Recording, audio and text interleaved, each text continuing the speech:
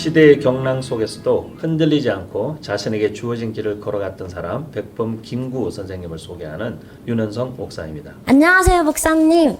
반가운 얼굴인데요. 이번에는 무슨 일로 오셨는지 본인 소개랑 네. 또 어떤 말씀을 나누고 싶은지 한번 얘기해 주시겠어요? 네, 안녕하세요. 저는 한국어깨동무사역원을 섬기는 윤은성 목사라고 합니다.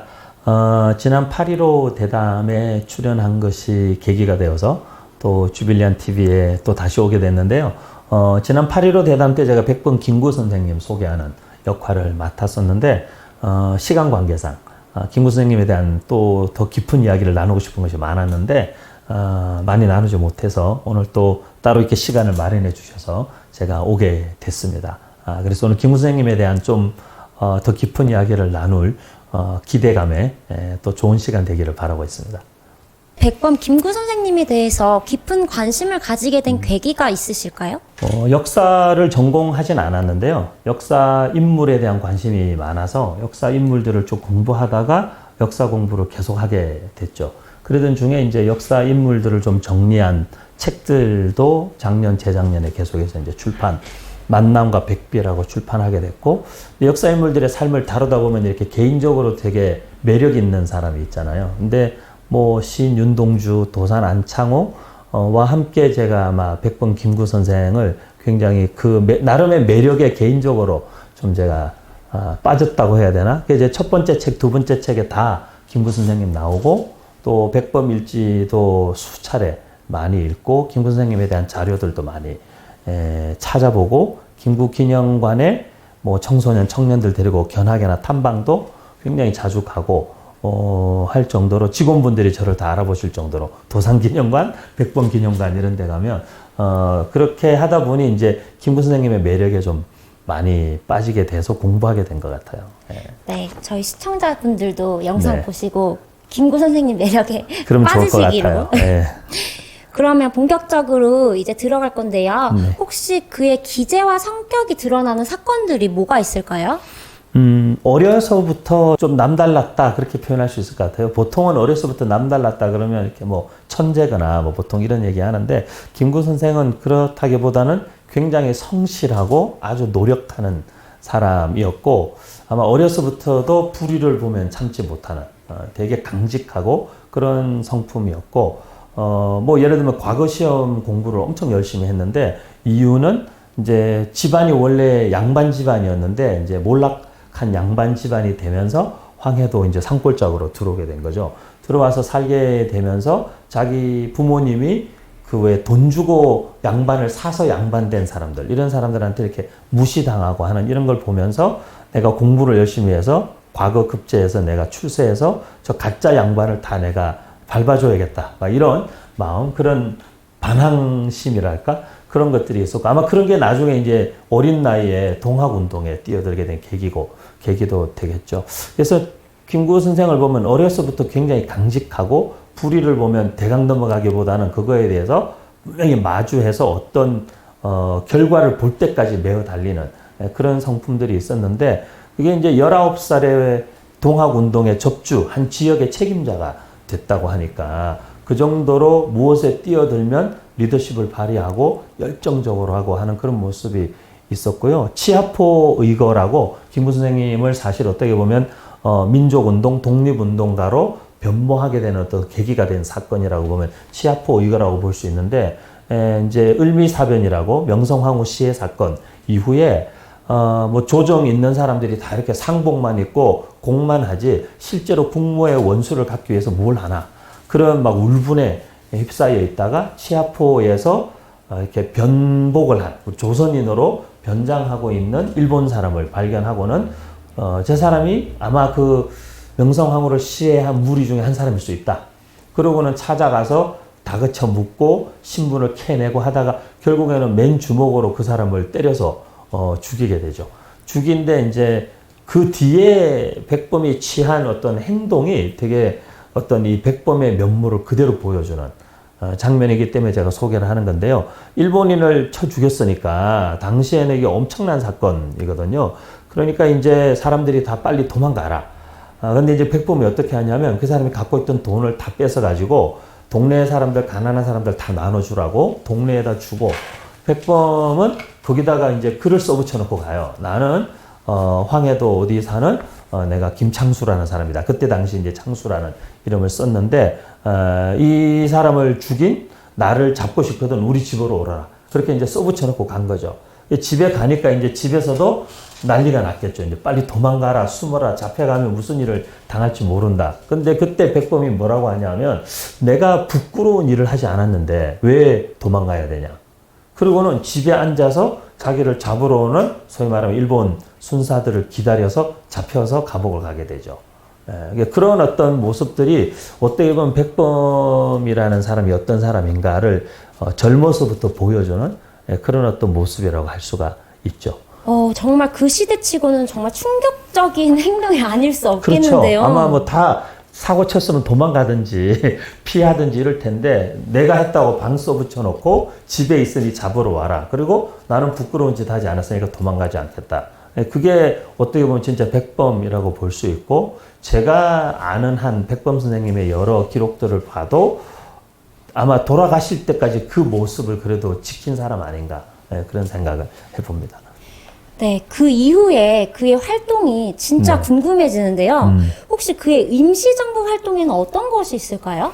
김구 선생님이 이제 1919년 3월 3.1 운동을 계기로 해서 이제 임시정부가 수립이 되고, 또 이제 그 전에 김구 선생이 국내에서 이제 앞으로 이 독립운동 활동하는 것이 용이하지 않겠다. 그런 생각 끝에 이제 드디어 망명을 결심하죠. 그래서 상해로 가서 임시정부에 처음에 찾아가서 도산 안창호 선생님하고 신민회를 통해서도 친분이 있고 그러니까 저를 임시정부의 문지기로라도 써달라. 그렇게 요청을 했다고 그래요. 근데 그렇게 요청을 했는데 도산이 이 백범의 면면이 심상치 않으면 예전부터 듣고 있었기 때문에, 왜냐하면 뭐 동학운동의 활약상이나 19살에 그리고 뭐 치아포 이거라든지 그 이후에 보여줬던 여러 행동들이 사실 굉장히 그 기계가 남다른 사람이다. 그래서 임시정부의 경무국장, 요즘으로 치면 아마 경호실장 정도 될까요? 그런 역할을 이제 맡게 되죠. 그리고 경무국장으로 시작해서 임시정부가 어려움을 겪을 때 이제 내무총장, 국무위원도 하고, 나중에는 국무령 시절이 됐을 때 대통령의 칭호를 그때는 국무령이라고 부르던 그 제도에 따라서 소위 말해서 행정 수반의 명칭이 달라지는데, 국무총리라고 부르기도 했다가 나중에는 뭐 국무령, 대통령, 뭐 주석 이렇게 다르게 부르죠. 근데 이제 국무령으로서도 또 일하시고, 그리고 또 나중에는 이제 주석 제도로 바뀌었을 때는 임시정부의 마지막 주석으로 끝까지 임시정부를 끝까지 지킨 분, 27년 동안 임시정부를 들어가서 마지막까지 끝까지 지킨, 좀 이렇게 알려진 독립운동가들 중에 임시정부에 이만큼 끝까지 세월을 함께한 사람은 거의 백범이 좀 유일하지 않을까. 물론 이제 이렇게 뭐 비서나 여러 행정직으로 함께 했던 분들 중에 긴 시간 함께한 분들도 있지만, 좀 이렇게 이름이 그래도 많이 알려지고 드러났던 분 중에 임시정부를 그래도 끝까지 붙들고 지켰던 사람은 백범이 거의 유일하지 않나라는 생각도 들고요. 그 동안에 지난 8.15 대담 때도 소개했었지만, 어떤 이봉창, 윤봉길 이런 젊은이들과 함께 한인 애국단을 만들어서 의거를 함으로써 사실 굉장히 위기에 봉착했던 임시정부의 재정적인, 그리고 또 사실 중국 공산당이든 중국 국민당 정부든 중국 어떤 정계와의 어떤 새로운 그 관계 정립이 가능하게 되었던 윤봉길 의사, 특히 홍구공원에 의거, 이런 일들을 뒤에서 사실 다 재정적인 지원을 하고 그 젊은 청년들을 격려하고 했던 그런 모습들이 이제 임시정부 상에서 굉장히 중요한 모습이라고 할 수 있죠. 굉장히 많고 다양한 활동을 한 것 같은데, 혹시 해방정국에서의 활동은 또 어떤 게 있을까요? 해방정국에서는 이제 임시정부 요인들이 사실 해방이 45년 8월 15일에 됐는데, 이 임시정부 요인들이 우리나라에 입국하게 된 건 그해 11월에 입국을 하게 돼요. 왜냐하면 이제 일단 그 임시정부라는 이 정부를 사실 미 군정이 이제 인정할 것이냐 말 것이냐, 그런 문제가 있었고, 결국에는 이제 인정하지 않기로 되고, 그렇게 되면서 이제 입국이 허락이 안 되는 거죠. 입국할 수 있는 길도 사실 없었거니와 그래서 이제 협의 끝에 이제 11월에 임시정부 요인들이 귀국을 하게 되는데 그때도 이제 미 군정에서 요구한 것은 임시정부의 어떤 요인으로서가 아니라 개인 자격으로 다 입국해야 된다. 사실상 임시정부를 이제 인정해주지 않은 것이죠. 전혀. 그 활동이나 어떤 정당성 같은 것을 인정하지 않은 것이고, 이제 돌아와서 경교장이라고 지금 이제 서울 강북 삼성병원 안에 가면 있는 김구 선생님 지금 거기도 전시관으로 꾸며져 있는데 그 경교장이라는 곳에 이제 자리를 잡으시고, 그 이제 원래 친일파 사업가 한 사람의 대저택이었는데 거기를 이제 사실 임시정부 요인들의 숙소 겸 임시정부의 서울 본부처럼 그렇게 사용하셨고, 그곳에 계시다가 이제 그곳에서 또 총탄을 맞아서 안두위에 총을 맞아 돌아가시게 됐던 역사적인 장소인데, 그곳에 계시면서 이제 주로 해방 전국에 하셨던 활동들은 아무래도 이제 해방 이후에는 급격하게 남쪽과 북쪽이 분열되는 것이 보이고, 뭐 모스크바 삼상회의 이런 것들을 통해서 친탁 통치 이야기가 나오고 나라가 분단될 것 같으니까 분단을 막기 위한, 독립운동가들이 꿈꿨던 조국은 통일된 조국이다. 그런 말씀을 제가 8.15 대담에도 드렸는데, 이 조국이 분단되는 것을 막기 위해서 주로 이제 남북 합작이라든지, 그 다음에 이제 신탁 통치안이 결정되려고 할 때는 반탁운동, 신탁 통치 반대운동, 그리고 임시정부 이후에 백범이 또 힘썼던 굉장히 의미 있는 일이라고 생각하는 것은 우리나라 정부가 수립되는 그 과정 속에서, 그 정부 수립 과정 속에 좌우로 그리고 민족주의 진영 이렇게 나뉘어 있던 것을 계속해서 통합하기 위해서 정말 애를 많이 쓰셨죠. 이것은 이제 해방 전에 사실 임시정부 활동할 때에도 마지막에 거의 광복의 시점이 다가오기 전에는 조선의용대라고 하는 사실 좌파 계열의 독립군 부대를 광복군에 편입시켜서 명실상부 좌우가 함께 사실 하나의 군대를 이루어서 독립전쟁을 하기 위한 준비에 마음을 썼던 것처럼 해방 이후에도 사실 백범은 동일하게 그 노선을 계속 지향했던 것 같아요. 그래서 아마 해방 이후 백범의 어떤 걸어갔던 길 가운데 우리가 눈여겨봐야 되는 부분이 있다면, 어떻게 하든지 진영이 나누어지지 않고 조국이 분단되지 않고 통일된 조국, 하나된 민족, 그걸 꿈꿨다라는 게 굉장히 중요한 일인 것 같아요. 그래서 그 일을 사실 앞서서 하다 보니 어쩔 수 없이 사실은 이제 또 김구의 어떤 그런 노선을 탐탁치 않게 생각하는 세력에 의해서 이제 암살까지 당하게 되는 그런 삶이었다고 볼 수 있죠. 방금 탐탁지 않은 시선들이 있다고 하는데, 요즘 이 시대에도 김구 선생님을 바라볼 때 그렇게 좀 부정적으로 바라보는 시선들이 있는 것 같아요. 혹시 그가 백색 테러를 부추겼다는 입장이 있는데 그거에 대해서는 어떻게 생각하시는지? 네, 그런 이야기 이제 질문을 종종 받았죠. 저도 이렇게 청년들이나 청소년들 역사 이제 특강이나 역사 유적지 탐방 이런 걸 많이 하니까 현장에 가서 설명하면 이제 이렇게 막 폭탄을 던지고 누군가 요인을 이렇게 암살하고 이런 것들이 테러 아니냐 이렇게 이제 묻는 사람들이 있는데, 임시정부 요인들 입장에서는 이때 당시는 전시 상황이거든요.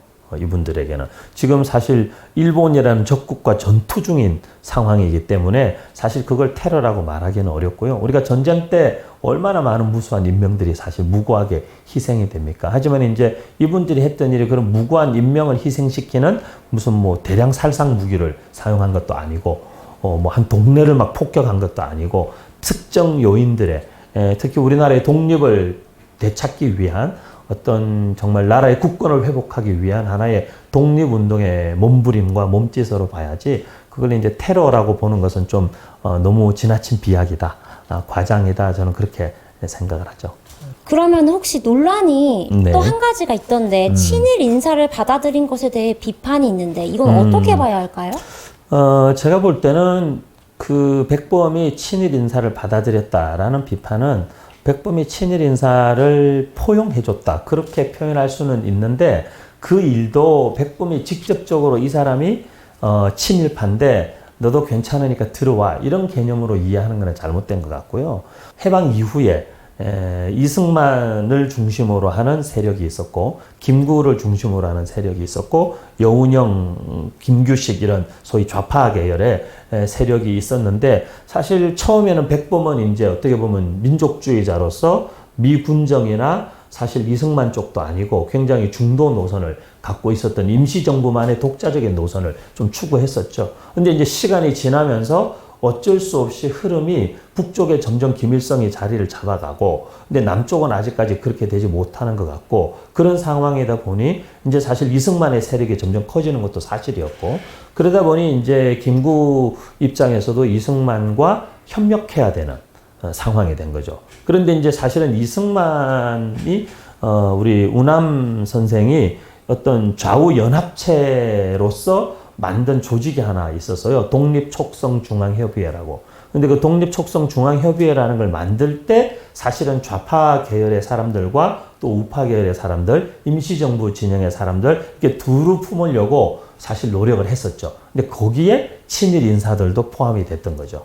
인사들이 포함이 됐던 거고, 그 이후에 이제 이승만이 나중에 정부 수립하고 하는 그 과정에서 뒷받침이 되어줬던 한민당이라는 정당이 있는데, 이 마지막에 이 한민당하고의 이렇게 어떻게 보면 합작하고 협력한 것이 아마 백범으로 그런 오해를 받게 만든 일이라고 볼 수 있지. 백범 선생이 뭐 이렇게 직접적으로 친일파들을 이렇게 뭐 면죄부를 준다든지 제가 볼 때 그럴 일은 절대 없었다고 봐야 되는 게 맞죠. 김구 선생님이 통일된 조국까지 꿈꿨다. 독립과 광복뿐만 아니라 좌우에 합쳐진 진영을 바라보셨다라고 말씀을 네. 해주셨고, 그 가운데에 친일 인사를 포용하는 과정이 있었을 뿐이다.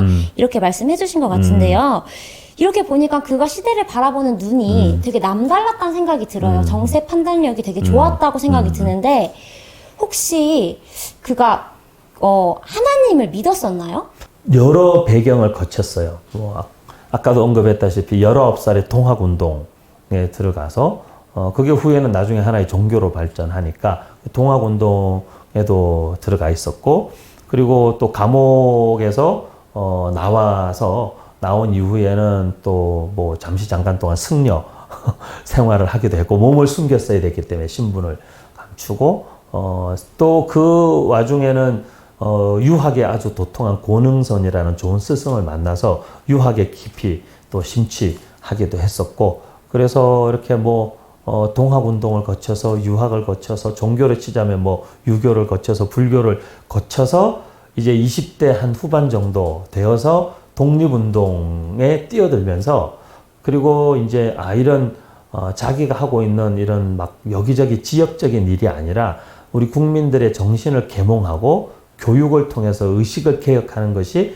굉장히 중요한 일이다라는 걸 알고 교육 사업에 이제 뛰어들게 돼요. 근데 교육 사업에 뛰어들어 보니까 굉장히 같이 활동하는 많은 교육 활동가들이나 애국지사들 가운데 예수 믿는 사람들이 굉장히 많은 거죠.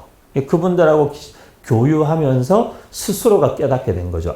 이 예수교를 믿는 것이 우리 나라를 독립시키고 우리 민족을 계몽하고 하는 일에 굉장히 중요하고 필요하다는 것을 스스로 사실을 깨닫게 되고 기독교인이 된 케이스라고 볼 수 있죠. 그래서 어떻게 보면 요즘 시대에 전도가 이렇게 자연스럽게 같이 활동하고 만나고 하다 보니 이거 예수 믿는 게 지금 이런 시기에 우리 한국적 상황과 내 개인적인 삶에 굉장히 필요하고 중요한 일이다라는 인식을 자연스럽게 하게 되면 스스로의 결정으로 얼마든지 예수 믿는 일이 또 가능하지 않을까, 그런 생각도 하게 되죠.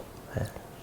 핵심적인 이야기를 해주셨는데, 김구 선생님이 독립운동을 하다가 독립운동가들이 대부분 교회를 다녀서 신앙을 가지게 됐다고 이야기해 주셨잖아요. 네. 독립운동가 중에 기독교인들이 특별히 많았던 이유, 그 시대에 기독교인들의 역할이 있었을까요? 개인적으로는 저는 성경의 어떤 내용들이 실질적으로 이제 성경을 어떤 시각에서 보느냐에 따라서 굉장히 많이 달라지겠지만, 예를 들면 구약 성경의 어떤 출애굽기라든지 그 이스라엘 민족이 수립되고 세워지는 그 형성되는 과정들이라든지, 또 후에 또 유대인들이 사실은 나라를 여러 차례 뺏기잖아요. 아수르에게 망하기도 하고 바벨론에게 망하기도 하고, 하지만 그러나 다시 또 조국으로 돌아와서 또 성을 쌓고 예루살렘 성을 재건하고 성전 건축을 하고 하는 것처럼, 그리고 로마에 의해서 또 잃어버린 그 나라를 찾기 위한 노력이라든지 이런 어떤 모습들도 굉장히 우리 실정하고 많이 와 닿는다라고 말씀에 공감이 많이 일어났을 것 같고요. 그리고 성경을 읽으면 제가 아는 어떤 굉장히 보수적인 연세 많으신 목사님이 아무리 나이가 많고 또 신앙적으로 보수여도 성경을 읽으면 정치적으로는 진보일 수밖에 없다. 그런 말씀을 전혀 뜻밖의 인물이어서 저도 굉장히 놀랐었는데 그런 말씀을 그분이 하셨었는데, 이 성경을 읽으면 사람들의 그 생각과 의식이 이렇게 각성된다 그러죠. 이렇게 깨어나면서 뭔가 자기 정체성, 그리고 어떤 삶의 목표, 그리고 내가 사는 이유, 의미 이런 것들을 자꾸 깨닫고 알고 찾게 되기 때문에 그냥 흘러가는 대로 사는 것이 아니라 내가 지금 이 시대에 왜 태어나서 왜 사는 거지? 그런 고민을 성경을 통해 끊임없이 받게 되기 때문에 그 질문을 가졌던 사람마다 민족적인 현실이나 그런 상황들을 봤을 때는 이제 내가 뭔가 해야 된다. 라는 그런 마음들이 많이 일어났던 것 같아요. 그래서 아마 3.1운동 당시에도 굉장히 소수 종교였음에도 불구하고 실제로 투옥된 사람들의 숫자는 가장 많았던 우리 부류가 이제 개신교인들이었기 때문에 저는 하나님의 말씀을 똑바로 알고 믿게 되면 저절로 나라 사랑하고 또 독립을 꿈꾸고 동일하게 또 통일을 염원하고 하는 마음들은 자연스럽게 일어나는 일이라고 봐요. 이 시대의 기독교인들이 김구 선생님을 통해서 이 시대에 배워야 할 점, 그리고 우리는 더 나아갈 점이 있다면 네. 뭐가 있을까요? 김구 선생님을 요약하는 한 문장을 써달라 그랬을 때 제가 시대의 경랑 속에서 흔들리지 않고 자신에게 주어진 길을 걸어갔던 사람 이렇게 표현했는데 백범은 성공하냐 마냐 이게 중요하지 않았던 것 같아요. 지금 내가 서 있는 이곳 이 시점에서 내가 해야 되는 일이 뭔가 그걸 생각했던 것 같고, 그런 의미에서는 지금도 저는 그런 질문들은 그런 태도들은 동일하게 우리에게도 필요하다고 생각하거든요. 지금도 뭐 사실 코로나다, 또 이게 언제 끝날지 알 수 없다, 그리고 막 남북의 하나됨과 통일을 위한 부단한 노력에도 불구하고 막 예기치 못했던 비극적인 사건들이 일어나고 국제 정세가 도와주지 않고 이런 상황들이 있지만, 그럼에도 불구하고 그래도 우리 주빌리 기도 모임이나 주빌리 통일 이런 사역처럼 누군가는 자기에게 주어진 길을 그냥 끝까지 걸어가는 것 자체에 의미를 두고 있는 사람들, 그런 사람들이 사실은 세상을 바꾼다고 보거든요. 나중에 결과적으로 엄청난 업적과 무슨 일이 이루어지는 것은 그건 어떻게 보면 결과고, 그리고 어쩌면 그것은 우리가 예기치 못했던 결과일 수도 있는 것이고, 그렇다면 결과를 우리가 만들어낼 수 있는 능력이 우리에게 없다면 그럼 우리는 할 수 있는 게 없는 건가? 그게 아니라 내가 지금 서 있는 here and now, 지금 여기에서 내가 해야 할 일이 뭔가, 나는 내가 어떤 선택을 해야만 하는가, 여기에서 나는 그냥 주저앉아 있을 것인가, 회피하고 직면하지 않을 것인가, 아니면 어떤 이 역사와 시대적 상황을 마주하고 직면하고 앞으로 가는 선택을 할 것인가, 이제 그 결정을 해야 된다라고 본다면 저는 백범 같은 태도가 지금 시대 청년들과 또 많은 그리스도인들에게 굉장히 시사하는 바가 크다라고 보죠. 우리 신앙인들에게 한마디 해주고 마무리할게요. 예수 믿는다는 것, 그리고 저는 믿음을 가진다는 것, 그게 뭔가 늘 생각을 해봐요. 근데 예수 믿는다라는 말의 의미가 단순히 내가 그냥 교회 다니는 걸 의미하는 걸까? 아니면 나 한 사람 그냥 구원받고 나는 천국행 티켓을 받았으니까 그냥 열차칸에 이렇게 졸다 보면 눈 뜨면 천국 가 있는 걸까? 그런 개념이 아니라 예수 믿고 산다는 것 자체가 이 시대에 나는 하나님 나를 왜 이 땅 가운데 두셨고 내가 살아가고 있는 이 시대와 역사의 현장들이 내 삶과 신앙과 무슨 직접적 관계가 있고 거기에서 나는 어떤 역할로 나를 부르셨는가 하는 것에 대한 고민을 끊임없이 해야 된다라고 생각해요. 독립운동가들이나 역사의 인물들을 연구해 보면 결국 그 역사의 나름의 족적을, 흔적을 남겼던 사람들의 삶이란 대단한 업적을 이루어내서가 아니라 끊임없이 고민하고 씨름했던 사람들. 나는 왜 존재하는가? 나는 왜 이 시대에 태어났는가? 그래서 나는 어떻게 살 것인가? 이런 아주 어떻게 보면 기본적인 질문들을 붙들고 씨름했던 사람들이니까 저는 지금 시대 우리가 참 쉽지 않은 시대를 한국의 크리스찬들도 살아가고 있는데 우리 크리스찬들이 지금 시대를 살아가면서 이런 질문들 나는 누구인가? 내가 이와 같은 시대에 예수 믿는다는 건 무슨 의미지? 끝까지 분단된 조국으로 남아있는 대한민국 땅에 나는 왜 한 사람이 크리스찬으로 존재하고 있는 것일까? 그럼 나는 어떤 삶을 살아야 되지? 화해의 제물이 되신 예수 그리스도를 따라간다는 예수쟁이의 삶이라는 것은 그럼 나는 어떻게 내 한 몸 던져서 이 분단된 조국을 하나 되게 해야 되는 것이지? 그런 고민을 끊임없이 하는 거라고 생각해요. 그래서 이런 역사의 인물들을 소개하는 우리 주빌리안 TV의 기획도 너무 감사하고 계속 역사 인물들을 접하면서 우리 함께 시청하시는 분들도 그들이 그 시대에 자기 시대를 붙잡고 함께 했던 그 씨름과 고민, 그걸 같이 한번 해볼 수 있는 그런 계기가 되면 참 좋겠다라는 생각을 해봤습니다.